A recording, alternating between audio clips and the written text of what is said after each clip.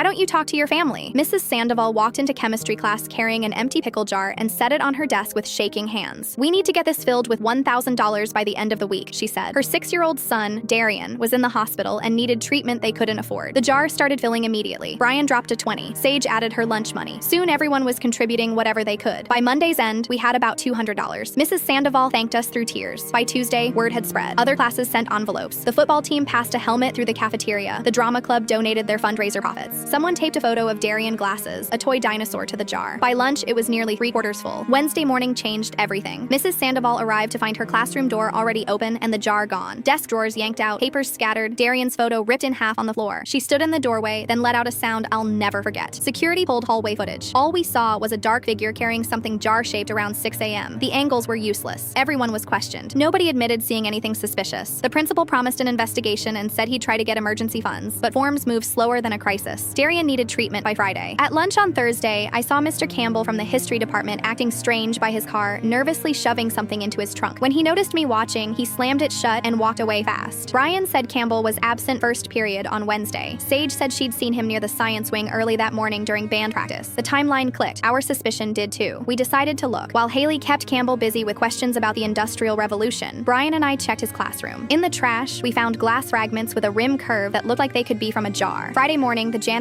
found the empty pickle jar in the dumpster behind school, wiped clean of prints. One detail remained: a parking pass sticker on the bottom with a number that matched Campbell's assigned spot. Parking lot footage showed Campbell tossing a bag into that dumpster Thursday evening. When police confronted him, he broke down and confessed. He'd stolen the money to pay off gambling debts that were wrecking his marriage. "You set me up!" he snapped at me as they cuffed him. "You planned this whole thing." "Actually," I said, "I just documented what you were already doing." But the money was gone, paid to creditors, and Campbell admitted he hadn't acted alone. Another teacher had helped, someone who knew how to blind the cameras. Under questioning, Campbell named Ms. Hartman, the science department chair. She'd explained the camera system's weak spots and given him override codes to create a blind window. She'd convinced herself the district would reimburse fast, so no real harm would be done. Logs told the rest. Hallway cameras were disabled from 5:45 to 6:10 a.m., labeled as routine maintenance. Her access level let her mask it. In her office, police found notes on reimbursement policies and emails with Campbell about helping families in crisis. She wasn't keeping cash for herself. She wanted the district to backfill the theft. Police arrested both teachers. Campbell was charged with theft, Hartman with conspiracy and tampering. The school board replaced single-person access with multi-signature approvals, tightened camera permissions, and created a real emergency fund for staff in trouble. None of that put the money back in the jar, and Darien's deadline didn't move. So the community did. Parents passed the story to their networks. Alumni donated. A GoFundMe went live and took off. By nightfall, the total passed the original goal. When Mrs. Sandoval came back to class, we told her the amount raised. She covered her mouth and nodded, too overwhelmed to speak. Darien got his specialized treatment and made a full recovery.